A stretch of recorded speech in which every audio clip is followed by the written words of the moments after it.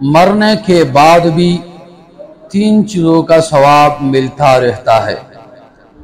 حضرت ابو ہریرہ رضی اللہ تعالی عنہ سے روایت ہے کہ آپ صلی اللہ علیہ وسلم نے ارشاد فرمایا، جب آدمی مر جاتا ہے تو اس کے عمل کا سلسلہ ختم ہو جاتا ہے سوائے 3 چیزوں کے۔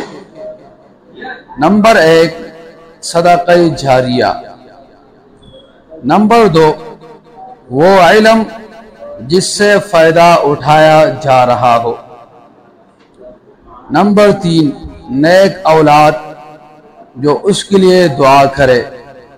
رواہ مسلم۔